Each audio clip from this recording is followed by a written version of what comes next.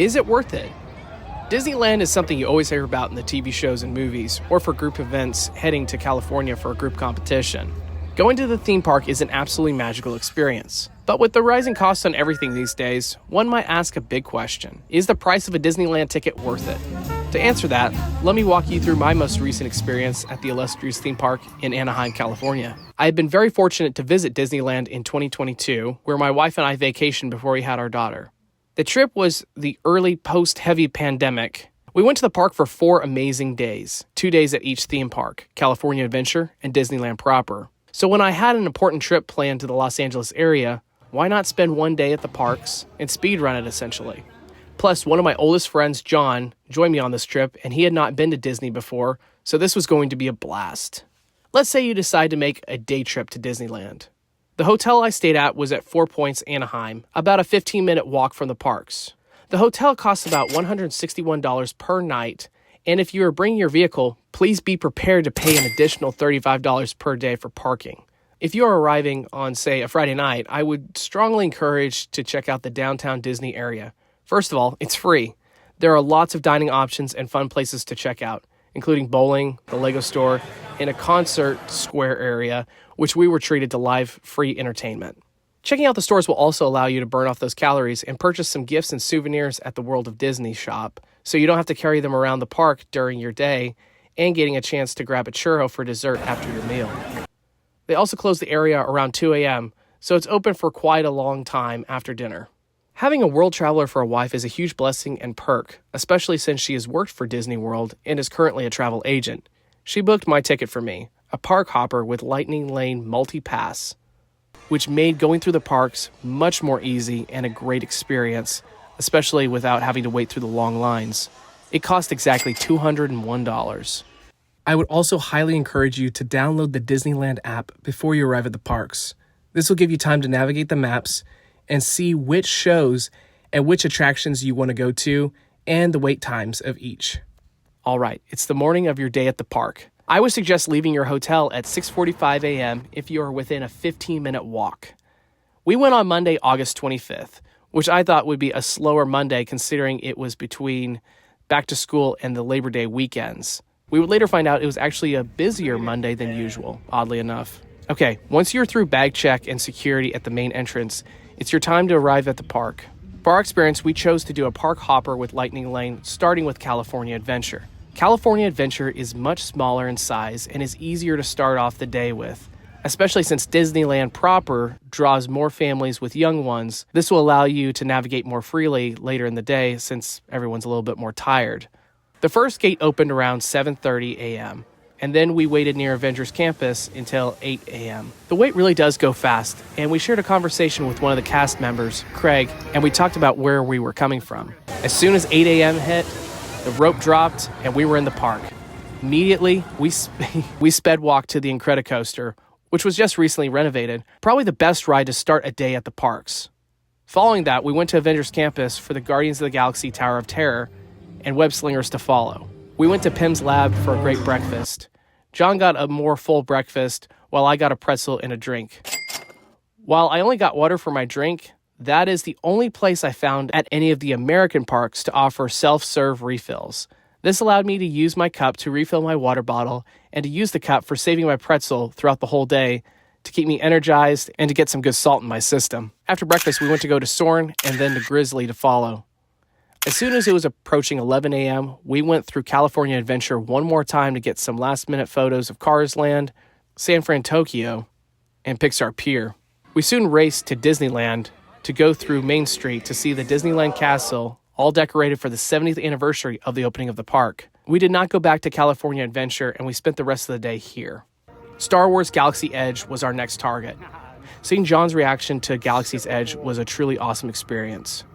Because it was an additional $15 upcharge for Lightning Lane usage for Rise of Resistance, we opted to use our Lightning Lane pass for Smuggler's Run, but we still had some time left over. We had just arrived in time to watch the show where Kylo Ren gets introduced on his ship, and it was awesome. So we got to Smuggler's Run, and it was my first time being an engineer, and I loved it. It was cool seeing everything from a farther back perspective and pushing the right buttons and flipping the right switches as needed. Much less stressful than being a pilot, honestly. We got in line for Rise of Resistance, and it said it was going to be about a 35-minute wait, but it was much less than that.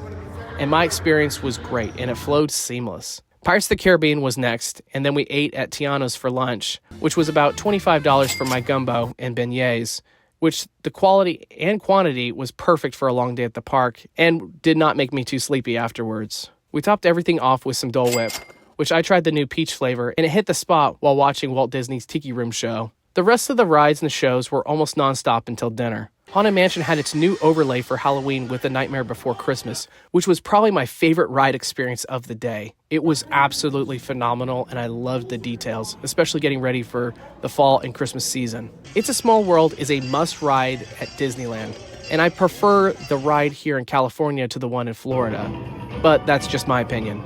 Mickey's Runaway Railroad, while not new to the parks, it is newer to Disneyland. I loved walking up and seeing the exquisite details. This made me feel like I was in a movie theater. And I haven't been to the one in Hollywood Studios in almost 4 years, but I feel like I liked this one a little bit better and felt more engaging with the theme. We then made our way back to Main Street to check out the new Mr. Walt Disney show, which I felt was truly an amazing experience to understand the gravity of the creation of the park and as it focuses on creating memories with spending time with your family. Our next Lightning Lane pass was still a bit away, so I went to do some shopping for souvenirs for my family and friends. I wanted to get a 70th anniversary shirt, but I could not find anything that really matched my style, so I went with a Nightmare Before Christmas shirt that I loved, and got a compliment on it with my jacket at the airport the next day.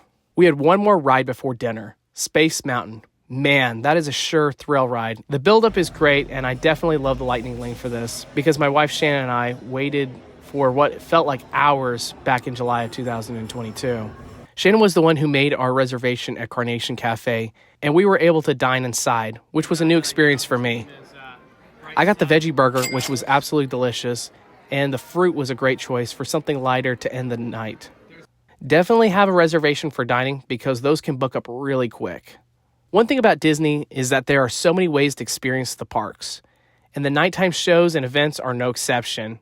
On our way back to Galaxy's Edge, we got to see part of the parade, which was really cool to see with the Halloween effects. While I have seen the fireworks show over the castle for the 4th of July, which is an absolute classic, as well as Fantasmic and World of Color, it was really cool to experience a new night show with the Shadow of Memory, a Skywalker saga on the rocks behind the Millennium Falcon. I thought it was a really beautiful and great way to introduce younger audiences who have not seen the original 6 films before arriving at the park. We ended the night checking out this family treehouse, going on the Jungle Cruise at night, which was a first for me, and ending the night with the Indiana Jones ride, which I did ask a cast member for a decoder, which they were excited to hand out, which is a free option that you can have this year. But you have to ask for it. It's not something that they publicize. It's kind of a hidden secret. The ride was celebrating the 30th anniversary this year too, so that was really cool. And finally, we checked out Olga's Cantina, which walking through felt like an actual Star Wars set, and I felt like Han Solo was going to shoot me first. I did not find that there was a particularly large menu for snacks, especially after having a big dinner. We wound up leaving the park around 12:30 a.m. We got there at 7 a.m., so it was an incredibly long and fun day, one that I will never forget for the rest of my life. So let's go over this. The ticket for this experience was $201, not including food and souvenirs, for 16 hours of entertainment.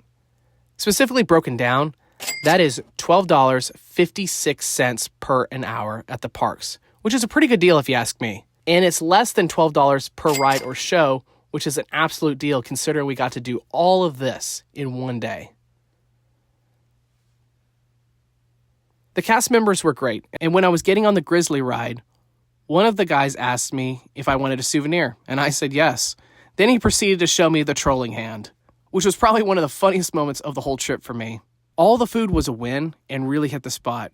We did get the blue milk at Galaxy's Edge, which I would say next time I would want to drink slower because it's pretty sugary and it did not settle well in my stomach. Probably the best thing that I ate was the pumpkin churro that I had at Downtown Disney on the Friday night before. It was really good and a great dessert item. In conclusion of all of this, if you are celebrating with a couple of guy friends on his wedding engagement to soon-to-be bride, or if this is a girls' trip for one of them graduating with their master's degree, this is a perfect experience to park hop and use Lightning Lane Multipass to essentially speedrun the Disneyland and Disney California parks.